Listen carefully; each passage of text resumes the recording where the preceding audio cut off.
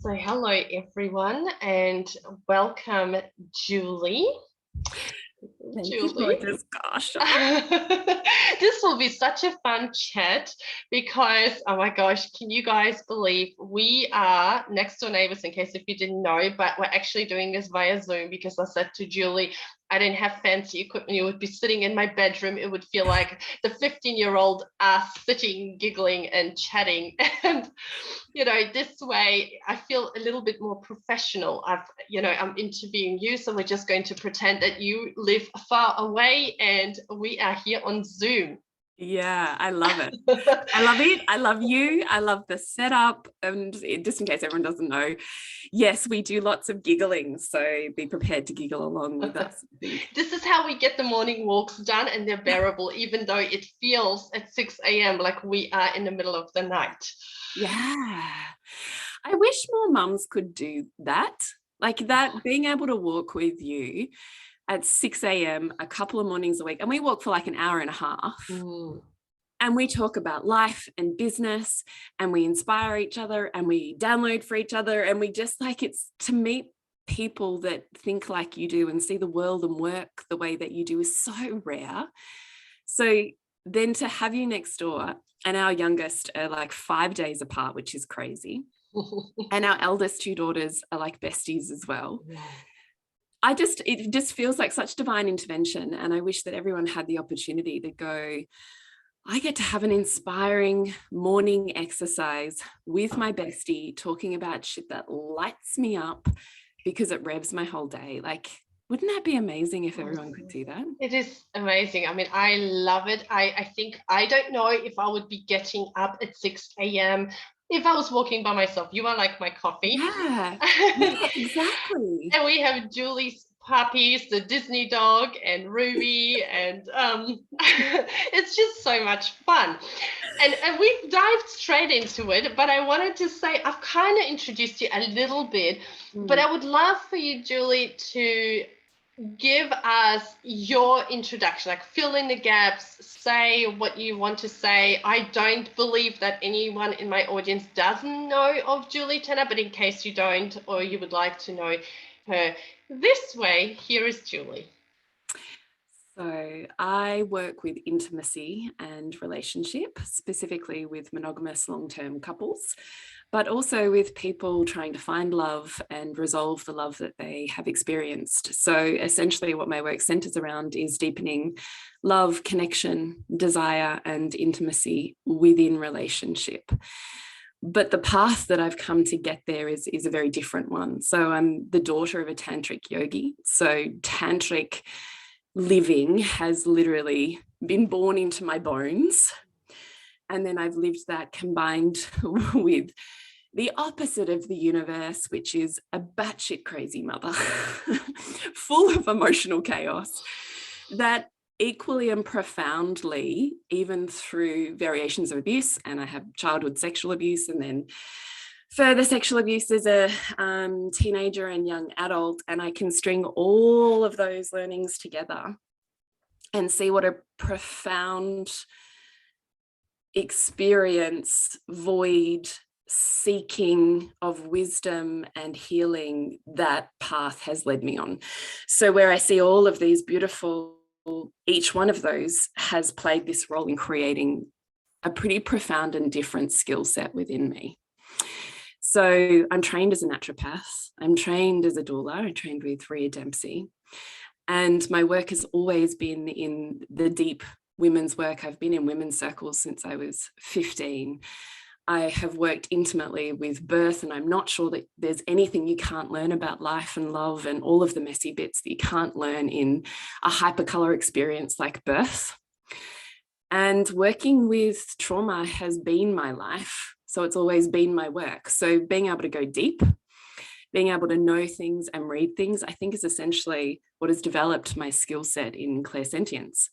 So I do think that there's a gift in abuse and trauma, and often that is an awareness of bodies, people, and environments that no one needs to tell you with words, but you can decode and read and know instantaneously because you've developed that hypervigilance.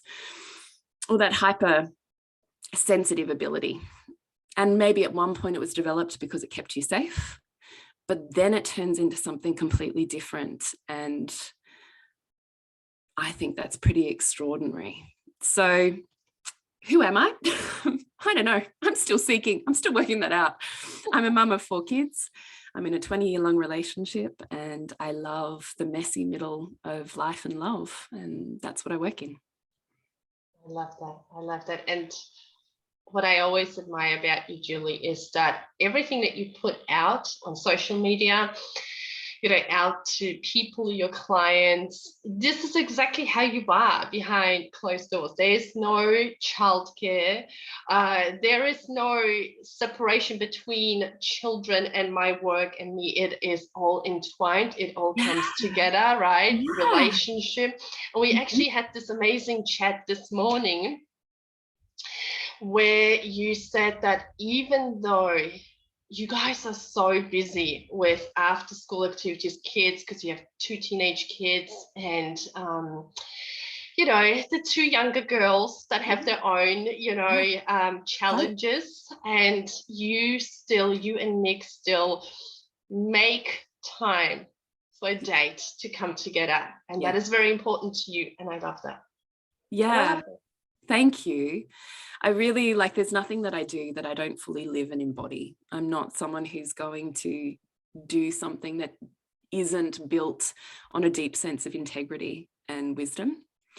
So when I say you get to have your best friend who's your lover, but you also get to have a passionate love life that fulfills you and opens you and surrenders you and creates spaciousness, so you're not always mentally overloaded and on top of shit and having to run stuff and structure stuff all of the time, that there's this space that you can open and be messy and opened, and that the release that the human body experiences in that, and the connection and the endorphins that soul and source, I think, just expand through that process. I'm totally seeking a pathway of enlightenment through sex. I mean, essentially that's what Tantra is. And when we consider Tantra as a way of living life, it's a way of saying yes to life.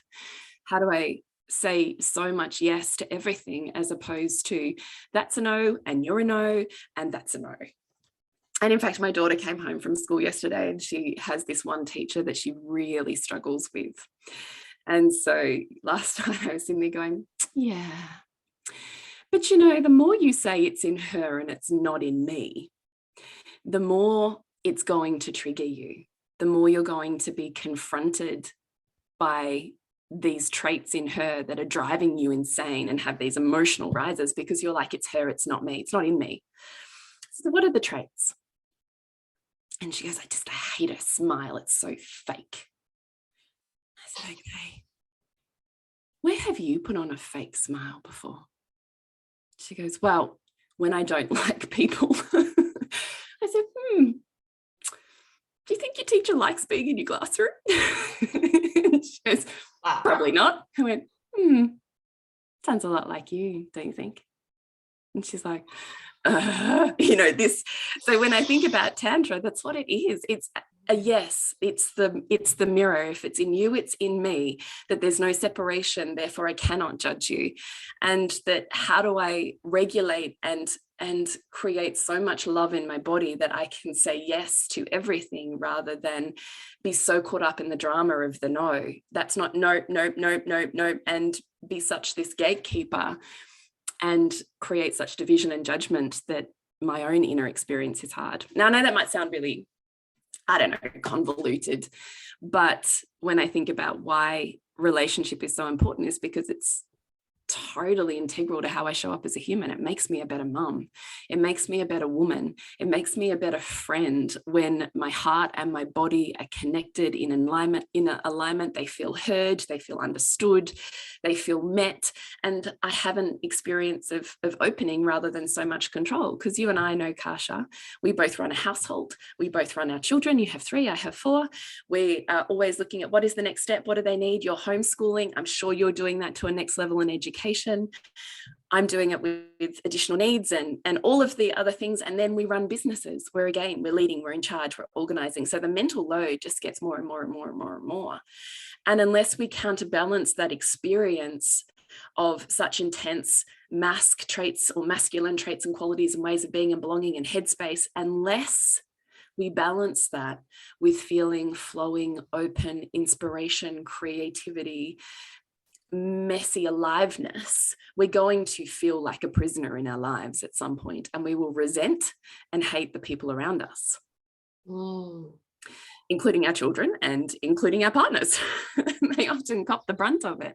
Oh, wow. And I love how you and I can explain the same thing in slightly different ways, but we're talking about the same thing. Like, I say, seeing the human that is, we wound up here on earth with no manual. We're all trying to figure out this life, right, without this manual.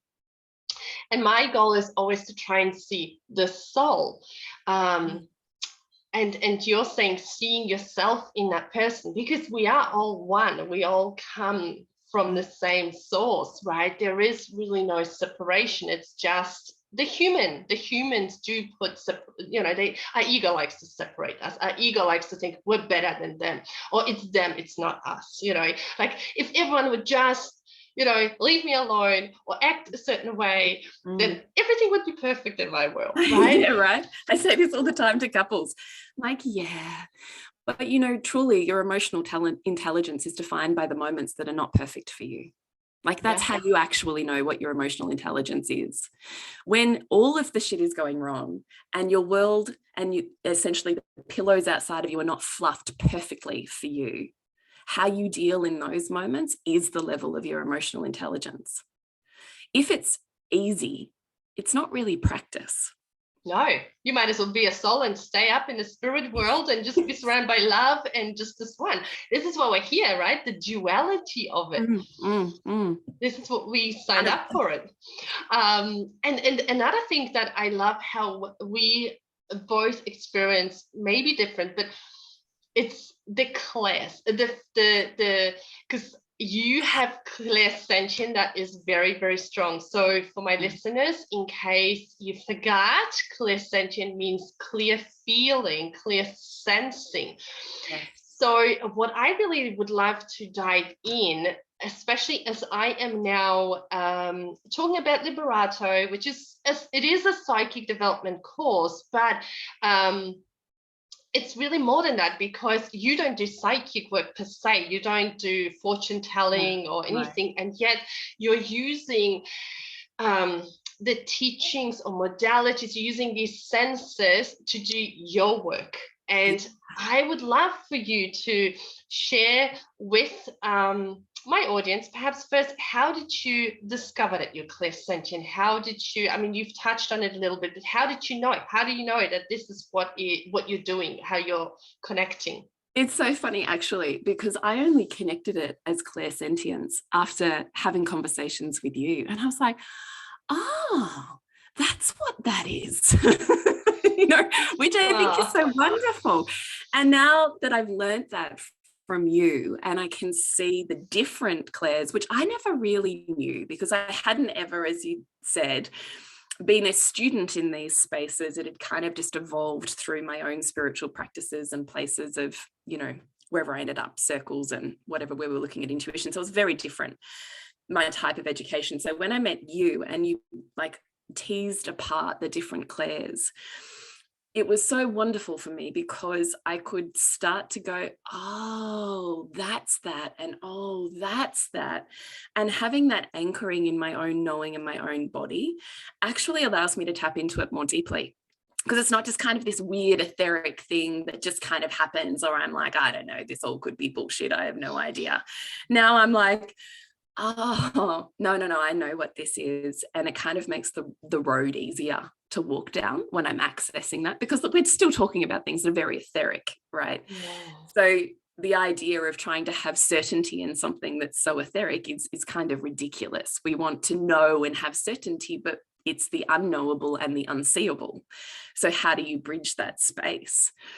So what I love is well, what it feels like to me is anchors that you just build more trust. So you can step into the unknown carrying your certainty, but not because the outcome is certain, you know? I love that. See, I see it as this whole earth school, this whole world is like this big net, like a matrix. And when we are always in it, there's only now and here, right? So we're always there connected. But as we came into this world, having this human experience, and we forgot, we felt the separation. So we feel the separation, like we're outside of that net. But when we actually realize that we have these senses, it's almost like that connection happens, and all these little wires line up, and they light up, and we're connected to the world. We're connected to other humans. All of a sudden we see, oh, there's Julie, she's connected to the net, right? And so we can feel each other's energy, we can see it. And exactly like you said, when we realize, oh, this is what it is, it takes you on this deeper journey, because you sense more, you feel more. Once you acknowledge it, it's like you've cleared that big shadow that was there, and now you get to experience it even more. Yeah. How do you use it in your work? Well, let's just talk about it a little bit. So I think in my younger days, what I used to just call it would have originally been intuition, like how I could choose the right card or know what was about to happen next. And if I went even younger than that in my childhood, I can totally see that always I have been able to read other people's bodies. So I can literally know exactly what you're feeling and exactly what is happening in your body, regardless of whether you have told me that or not. And I do think that being a child of abuse really honed that skill for me, because what it meant was I became expert at reading other people, because that's what kept me safe. I could read instantaneously before it was mostly my mum, before maybe even she rounded a corner. I could feel her across the other side of the car park, across the other side of the house. And I knew instantaneously in that second what was going on for her, what that would mean for me, and how I needed to show up in order to maneuver around whatever that mood was and keep myself safe. So we can put our moral overlay as humans onto that and cast her in the wrongness and me in the innocent child. Or we can look at it that every generation is a higher consciousness. And I chose this mother for a reason. And I can love her for the fact that she is the reason I am so profoundly impactful in my work now. And would I give up the way that I feel and know myself and the world and my children and the people that I work with? Would I give all of that up in order not to have had this experience of abuse? No, I wouldn't. So I've spent a lot of time healing and going back to each of those memories. And what I can see in each of those memories of particular moments of abuse is the genius. I was learning how to move out of my body and into other realms. Like I can literally in my body know I can slow it down and I can touch other places and spaces. I know that I was astro traveling when I was young. Like I very clear memories of it. My sister and I were always very intuitive, and we spent some time in England because my mum's English.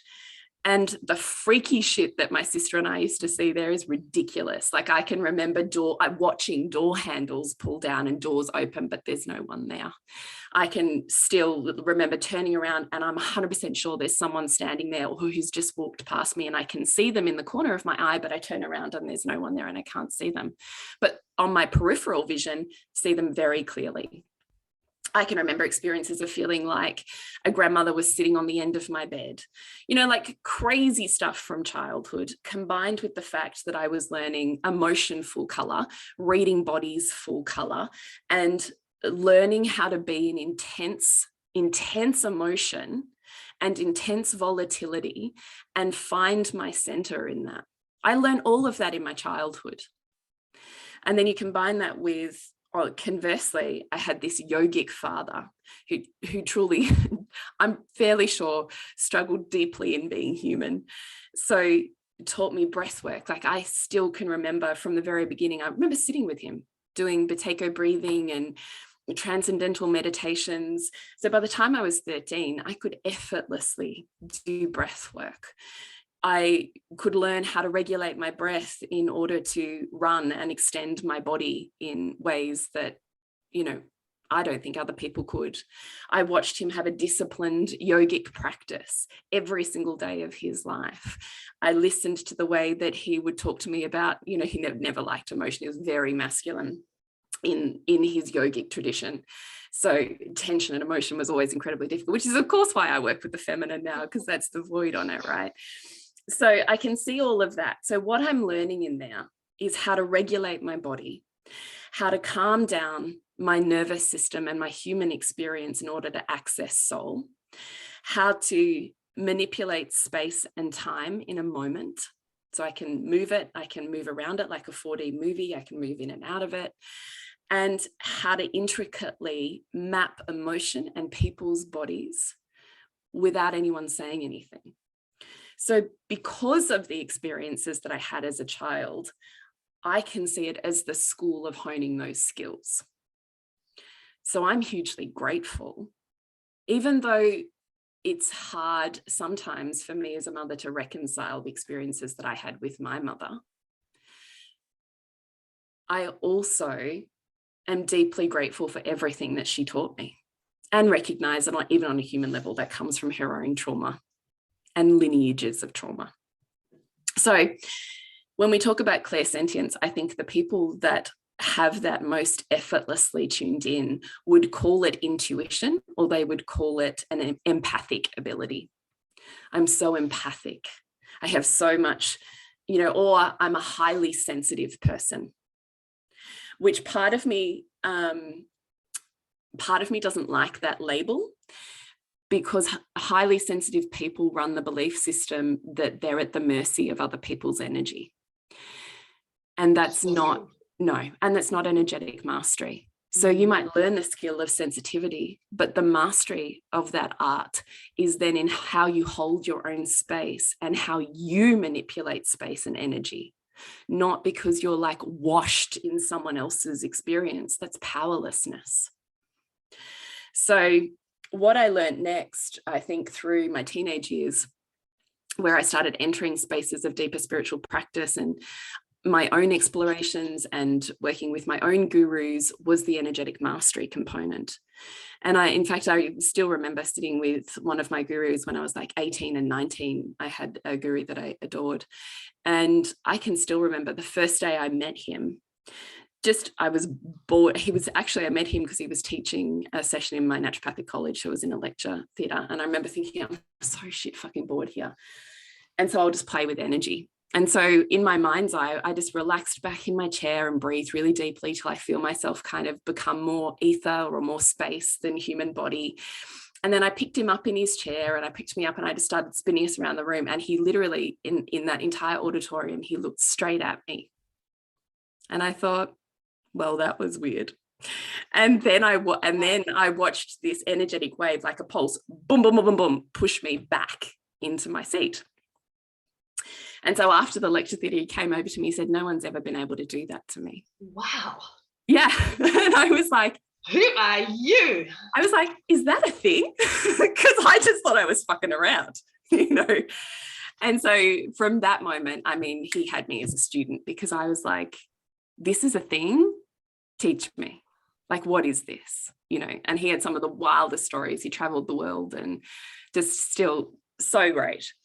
Anyway, so I learned that energetic mastery. So what I would have called originally intuition, I then started calling my empathic ability, or I'm so empathic, I'm sensitive, I'm a highly sensitive person, then became, I just really trust my inner knowing and my intuition, and I have powerful abilities in working and manipulating energy, space, and time. So I just kind of boxed it up into, this is what I do. But in naturopathic college, that kind of gets beaten out of you, unfortunately, because it so requires a system of healthcare that is moderated by our government's requirements to meet certain quality standards, which means they've essentially totally removed the energetic or intuitive art forms that originally would have existed in all healers. And now it's science-based and clinical trials and blah, blah, blah, blah. And I always fucking hated that shit. And I always thought, I am the worst naturopath. Like, I'm the worst. This is awful. You know, I hated it. And I opened my clinic thinking there's something here, but I don't know what it is. And I've got to find out what it is. So I always had my own practice and always, of course, attracted clients that didn't really want naturopathic physical health. My practice essentially became a counseling practice, which is interesting, right? Yeah. So because in there, someone can sit in front of me and I can hold such an empty, nourishing space. Like where in the world do most people have a space where someone just goes, oh, show me you, tell me about you. And it didn't matter whether they sat there and they just cried and they didn't know why they cried.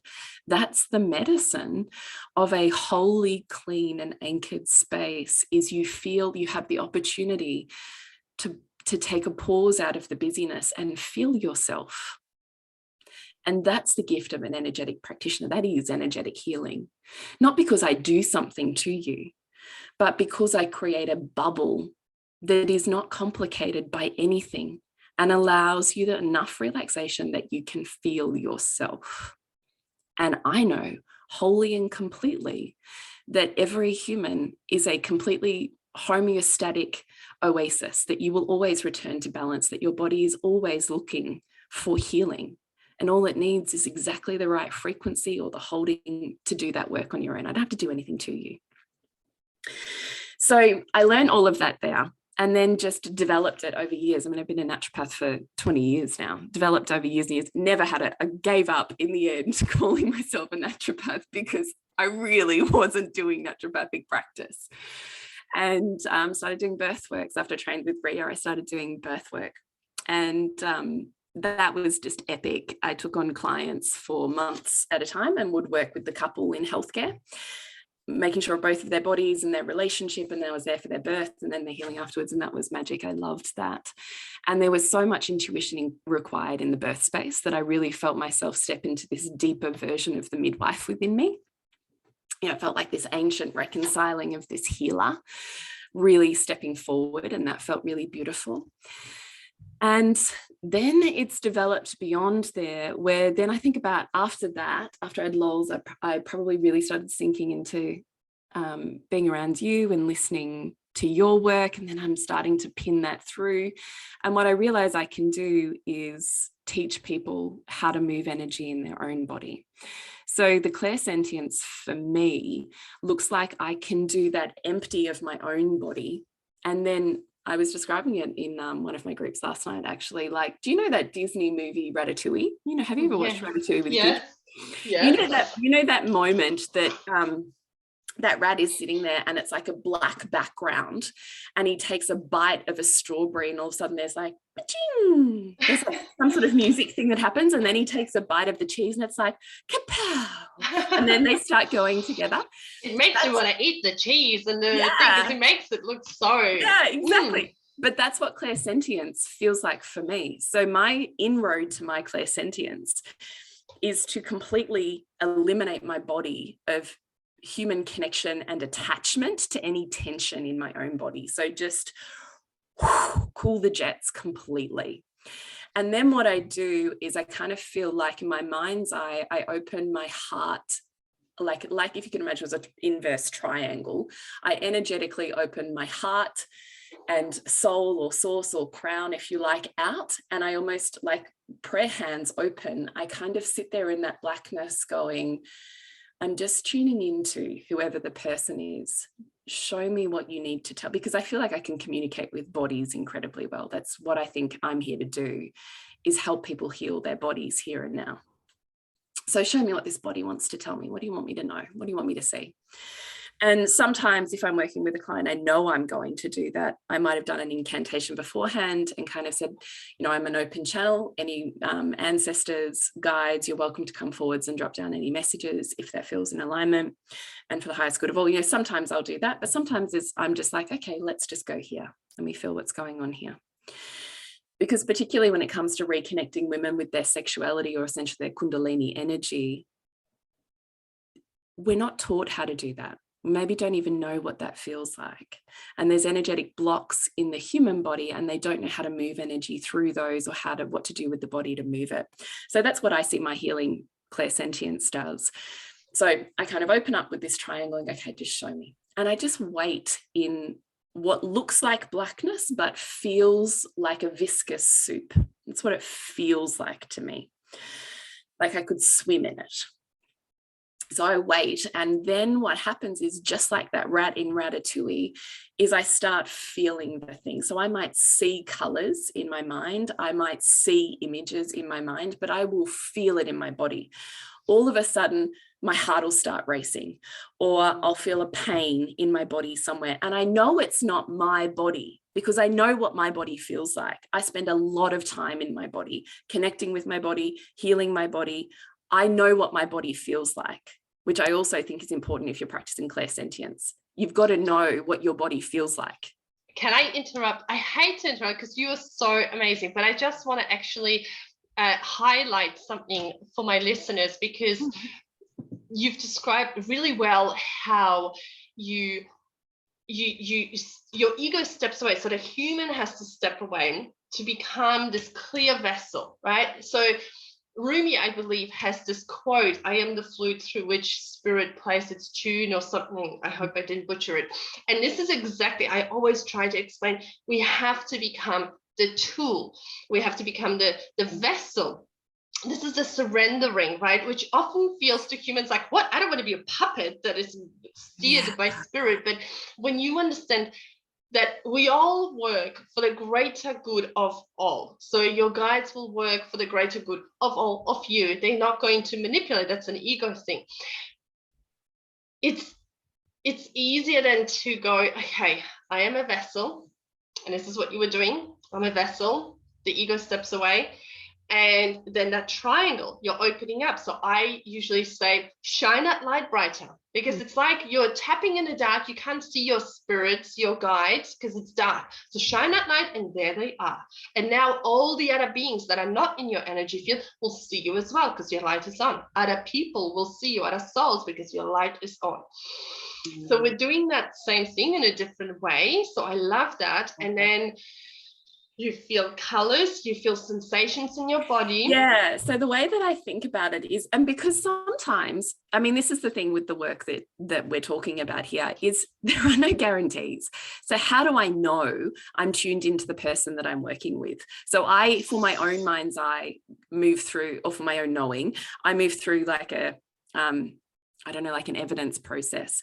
So when I open up and I receive something, can be anything. Often what happens for me is I feel people's hearts first, so I can feel, and there's a nuance in heart, so sometimes I can feel a heaviness at the base of the heart, or it's thumping in a particular way, or pattern or rhythm, or there's something. And I think of it like you were talking about with the web, I see it like guitar strings, and there's always a connection between me and everyone. And I'm just looking for the one string, like I want to pluck that one string that's connected between me and this one person that I want to look at. So I will literally go to them, okay, is your heart beating really fast right now? Is there pain in your left arm right now? And I'm like tapping that string going, is this the right string, or do I need to move it aside and find another string? I'm good enough now that I usually get the string the first time, but I'm also not dumb enough to go, oh no, well, there's definitely you, and I know what's happening in your body. No, I don't. So I always check. And actually I should say, before I even do that, I will never tune into someone's body unless I've asked their permission. Yeah, stepping into someone's energy without with their permission. Yeah. Yes. It is a violation to enter someone's body if you have not been given permission, and that includes an etheric body. So I will never do that. I will never just read someone because I'm chatting to them down the street. I can let myself go, I'm safe and I'm unsafe. I love this person, I want to open more. I don't love this person, I don't want to open anymore. Like I can do that, but I won't read your body and I won't open myself to knowing you deeper than you're willing to share with me unless you've given me permission. I love that you've said that as well, because this is how it is for me with the Akashic records, for example, or reading.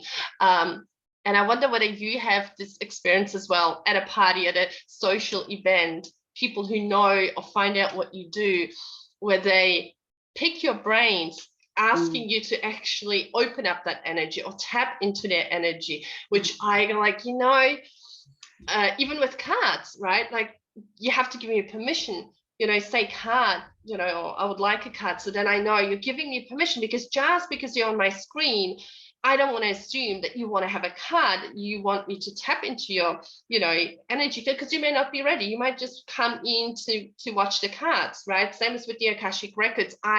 Once I close the circle and our session is over, number one, I forget everything that we were talking about, so I don't remember. But number two, I can't go back in and just meddle with your stuff. Ethically, I won't do it, but also I ask my guides to, like, I don't want to see things. I don't want to see things till we're ready, right? Totally, 100%.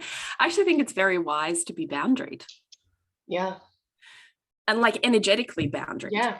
Yeah. Like it's really wise to go, right, I really am open and I will be as big a channel and as big a medicine as this human, this person, soul source needs me to be in these pockets and places, but not everywhere.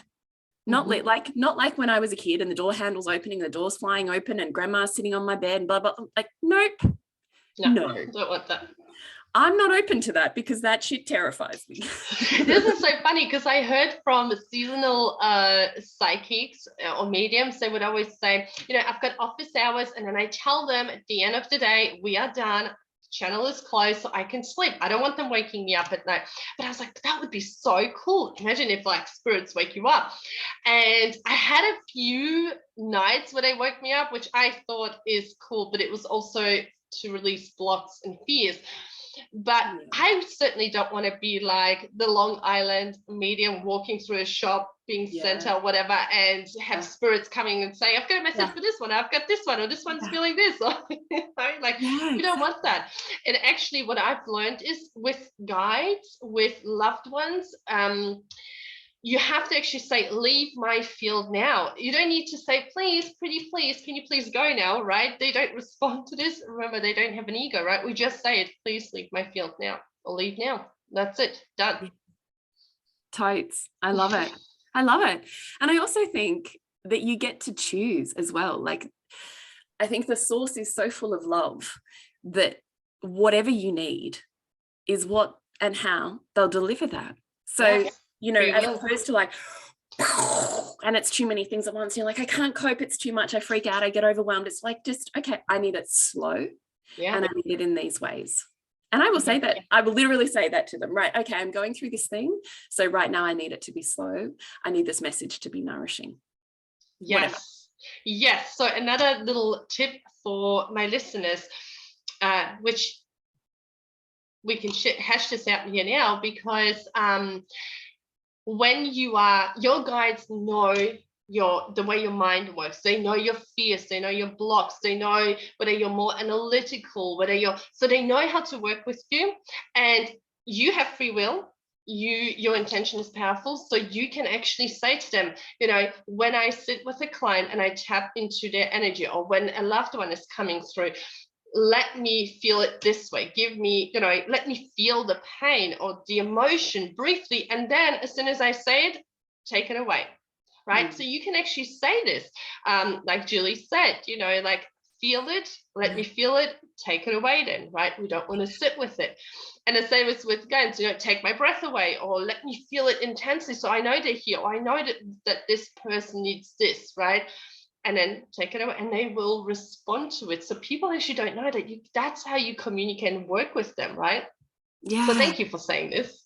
No, I love it, only because I think that's often where a lot of us will stop our gift, is because we're scared.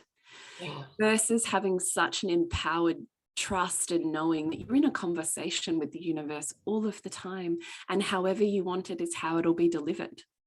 Yes. Like that is the law of attraction, right? Like you get to set the parameters, which makes it really safe for you to practice wherever you're at and however you want to. And I Because love that. more of us should be doing this, right? Like if more of us stepped into our own intuitive arts, how different would our experience of life be? Absolutely. And Julie, I want to give you now space if there's anything that I didn't ask that you wish to share. I see. This is so funny. We get together. It's been like over an hour, which I enjoy. Really? And I know. I love and enjoy. I love and enjoy. I feel like this will be a two-parter, but I am mindful of your time as well. And I do want to sum up because you mentioned a few points, but I didn't want to interrupt you. But before we get to that, please tell me, is there anything that you want to share with my listeners that I didn't ask that you think would be relevant? Okay, I really want people to be able to trust their clairsentience, because when I open up and I feel someone else's body and I've checked, have I got the right cord, because the symptoms I'm getting in my body match your body, then I let myself just feel it deeper and I let myself step into a bigger awareness. Okay, what do you want to show me? Where does it move? When I move like that, what happens? When I touch it like this, what happens? And sometimes it'll be messages that need to be said and I'll say the words out loud. And then you literally watch these people transform in front of your eyes. And it's the most glorious experience on earth. And I actually think that more of us can do that. It's just, we spend so long out of our body and orienting away from how our body feels that it becomes really hard to read the body or to read spirit through the body. So the more you orient towards yourself, the more you know your own experiences, sensations, the more you move energy in your own body, the deeper you'll develop your sense of clairsentience, because you'll be able to follow the more subtle energies. When I feel like I overlay someone else's body on top of mine and I can know it and move it and manipulate it and feel it. And other people go, my God, how do you know that? How do you, like the instant something changes in their body? I feel it. And I actually think we have the gift, but that what we don't have is the education on being in our body, trusting our body, knowing how to listen to our body. And look, it would be my ultimate dream that all of us, but particularly women, learn how to orient and trust our body more than the culture that has taught us to leave our body and to not trust what it's telling us. So I actually think we all have the gift of clairsentience, but it requires the development. I think of clairsentience requires the development of you learning your own body, and that's often where we'll stop. I love that. I love, yes, clairsentient. I mean, I know that you have claircognizance, clairvoyance. You've got a lot of things, but clairsentient is, I think, your tool, your tool of choice. It's your power tool, how you do your work here. And what I really enjoyed about you sharing this, Jules, is that you are not a psychic per se. No, I don't identify as a psychic. No. I feel scary I love that you do. I adore the other women who are like, no, I so fully trust myself in this space. I don't fully trust myself in that space and in that art form. It doesn't feel masterful for me yet. So I'm not comfortable to identify as psychic, but I know that I have psychic ability. Absolutely. You know, because we have these abilities, and what I'm always trying to make everyone aware of is you do not need to be a psychic to utilize these senses. But when you do use those senses like clairsentient, your work will become more potent, right? Like your work. Can you imagine doing the work you do without this? No, I couldn't. This is how I work with couples, is because they don't have to communicate well. They don't have to put words together. And I can instantaneously know what's going on for them, and therefore know how to fill in the gap between what one partner is not able to say or what the other partner doesn't know how to read. I can literally break it down like a skill set. There's no way I could do that work if I wasn't using this art form. Well, I read actually, because you're now And I think when you're listening to this, I think Julie will be still talking about the couples, my online couples workshops. Yeah. And I read there that Yeah.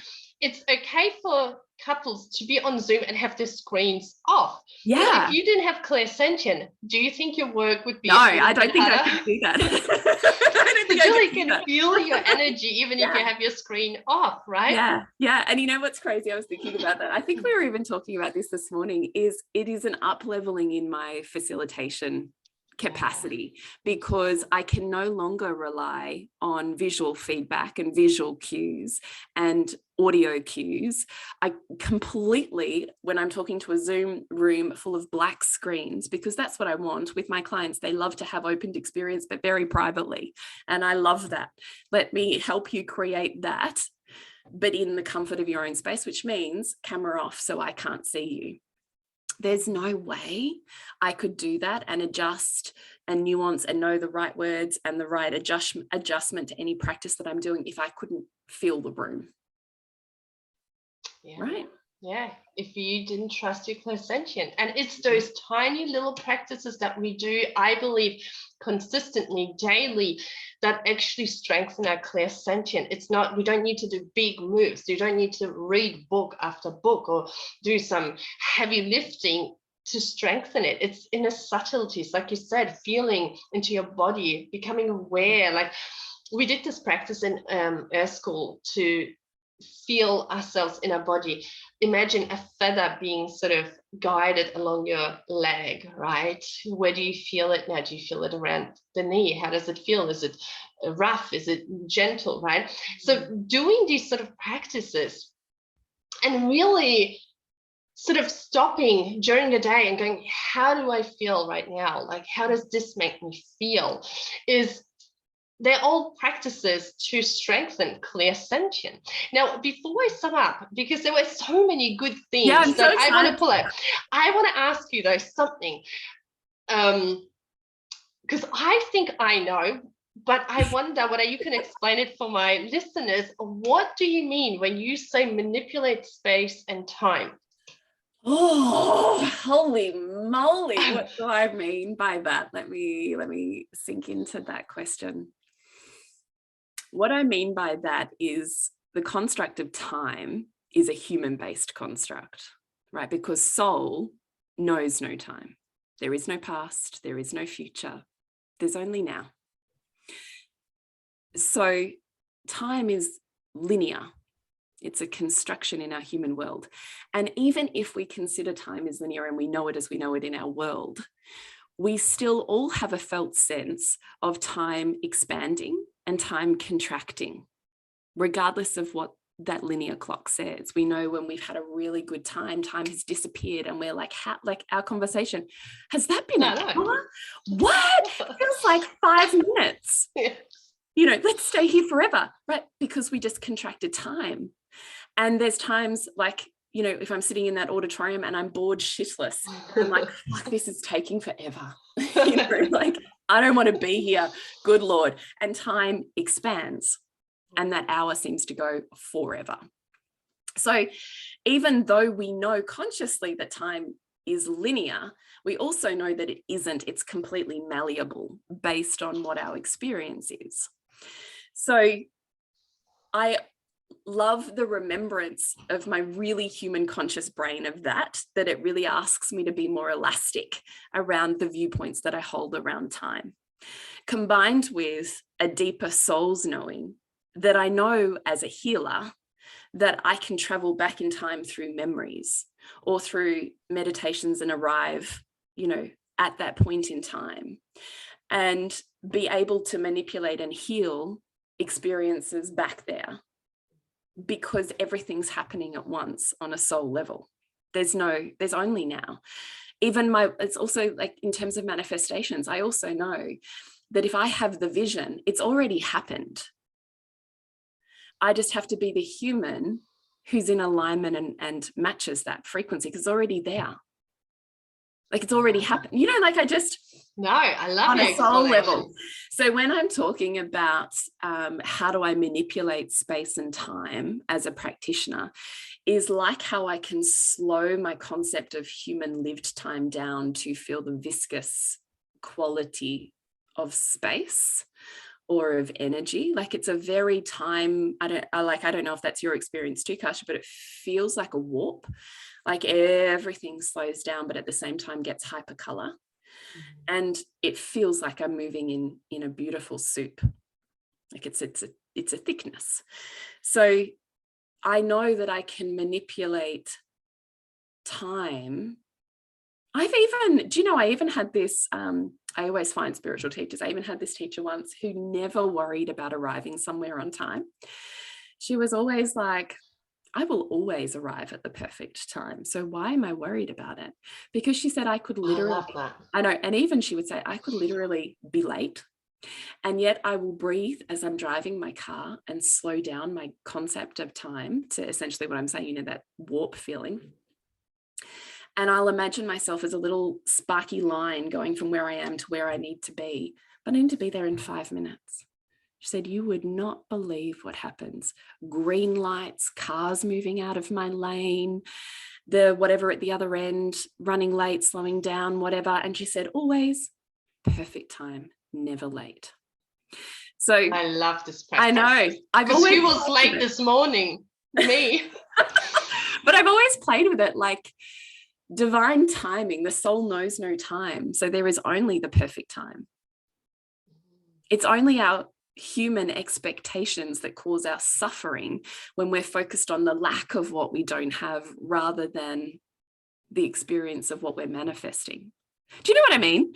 I'm pulling all of these pieces together. I love this so much because I wanted you to explain this because I struggle explaining how we can heal in our past lives, because often people, probably not my wonderful audience so much because I think they are so aware of it now, but when I speak to people outside of this beautiful world that we have here online, when I say we go back into a past life to heal to resolve something, their analytical mind thinks traveling back like to a particular era in the history book. How are you going to undo, let's say, a war or something? Like how are you going to change that? The thing is, though, that none of this really exists now, and yet at the same time it exists at the same time.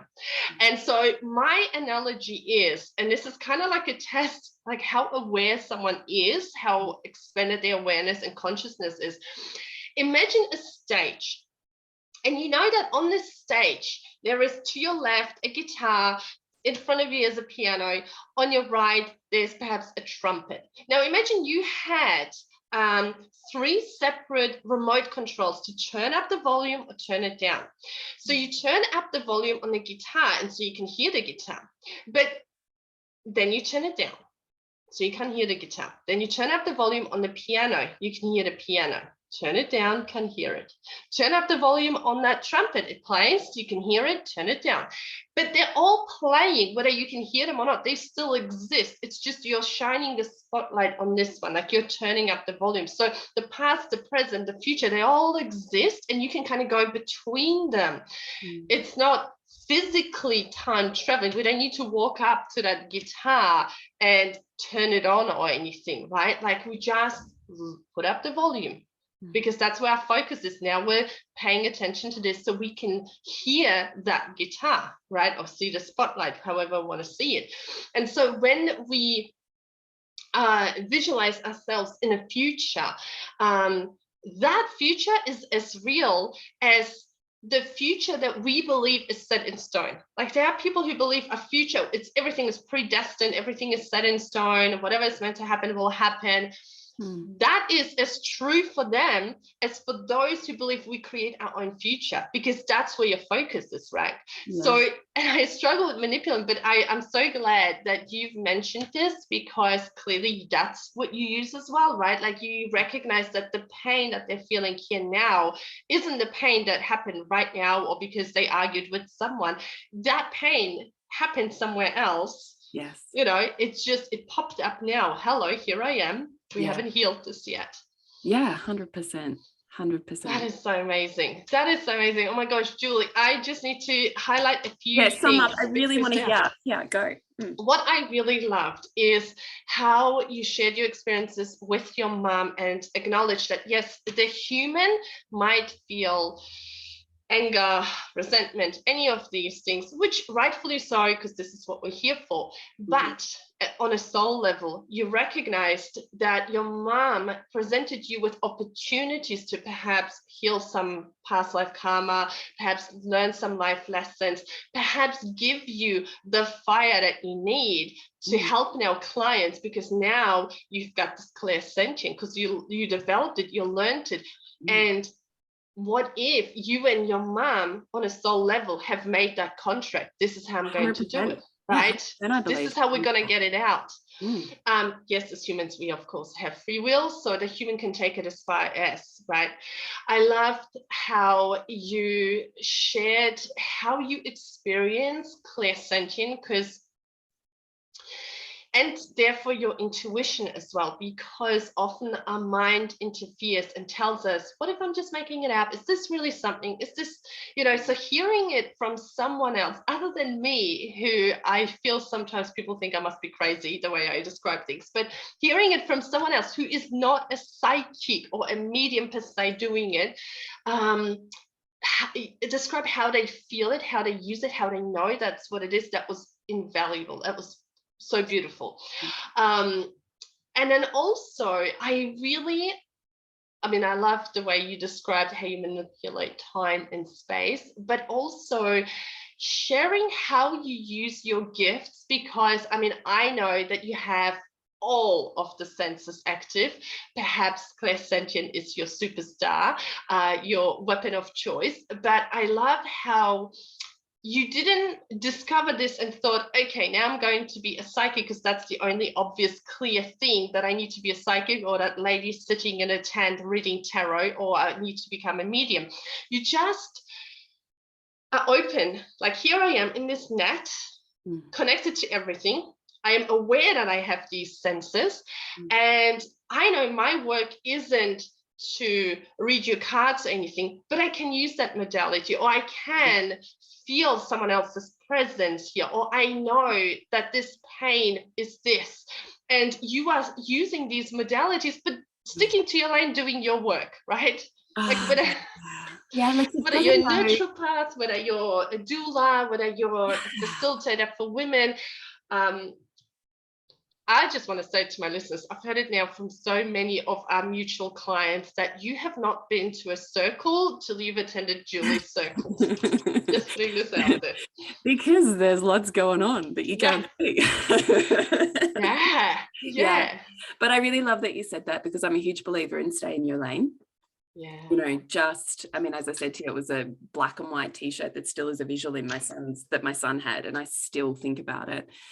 Because to be in touch with your purpose is to see how beautifully, since the beginning of time, since the moment you were born, this was always yours. It stops any level of imposter syndrome and comparison that robs you in your day-to-day life and experience. Because I can go backwards and see the line through all of it. I was always here to heal bodies. I was always here to heal hearts. I was always here to heal sexuality. And I can see since the beginning, from the moment I was born, that skill has been developed in me. So because I know what I'm here to do, and I know its roots, I don't feel like an imposter, and I don't need to grasp at whatever someone else is doing that looks shiny, because I know what I'm here for. And when I stay in my lane and I do what I came here to do, it is so powerful. It's not replicable. Yes, it is not. It is not. For any of us. No, exactly. It will be, because this is your life's work. This is literally why you came here. Yeah. You could have used these gifts, doing something that's trending, or doing something that a lot are doing, or because it worked for her or whatever, but you are using it in a way that actually has a great impact on people that perhaps otherwise would miss out, and they would not be able to heal. They would not be able to have the great relationships, the great sex, the great understanding, communication, intimacy, right? Right. And we But needed for any of us. Yeah, with anything, right? Yeah. Your work will get so potent, so profound. You will have the riches, the success, everything you want if you just come from like, what am I here to do? What is my lane? And stick to it. And if you didn't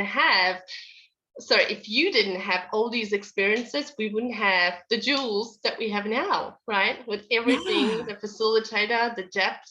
Right.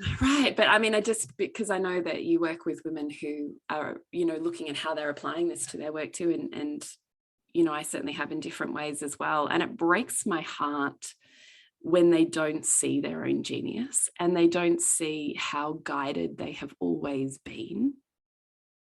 Yes. It breaks my heart. Yeah. Because your purpose is so unique, and the people that you're here to serve are not the people that I'm here to serve. And this is the feminine version of leadership: is together we're stronger, together we rise. It's not a competitive hierarchy. No one could do the same work when you know its roots that you're just the beautiful tree of. You might only see the leaves now, but you know where those roots came from. It's so important. So beautiful. Well, Jules, everyone got a little snippet of like what our walks are like. But where can my listeners find you, get more of you, and where can they dive in and, go on a journey with you? Please share it with us. And of course, I will put it all in the show notes. Thank you. I really appreciate that. And this opportunity, and just, bathing in your energy is always just divine for me. I feel like a better human when I exit your energy. So that's how you know you're supposed to be around people, is you leave feeling better. So just find more of those people and put yourself around them and in their vibe, and you automatically change your day-to-day life. I feel likewise, and which is making the our separation. I know. I'm working with my own heartbreak. Me too. But I feel that sometimes something good comes out of this, in a sense that we'll have deeper, intense get-togethers when we do see each other. It'll be like no time has passed at all. Oh, 100%. I believe that. Yeah. Manipulation of space and time, right? Yeah. Illusion anyway. Yeah. So where can you find me? All of the places: Julie Tenner, TENNER .love, LOVE. So if you're I was about to say couples. No, if your listeners are interested and you would love, I mean, who knows?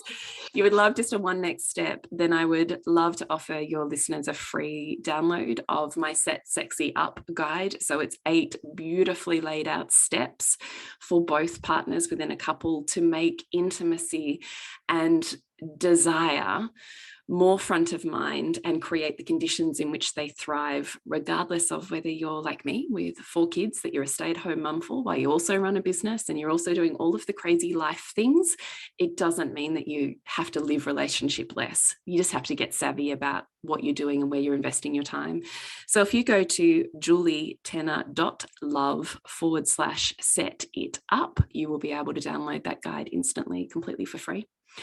And if you are really ready to go, Julie, please guide me and my partner over 12 super sexy, delicious, intimate, connecting, awkward, messy dates, because it gets to be all of that, all of the questions, all of the practices, all of the moments that you would otherwise bypass once a month for the next year. Then find out more about my online couples workshops at julietenner.love, Instagram, Facebook, and website. Wow, amazing. I love that. Of course, I'll put it all in the show notes. This was a treat.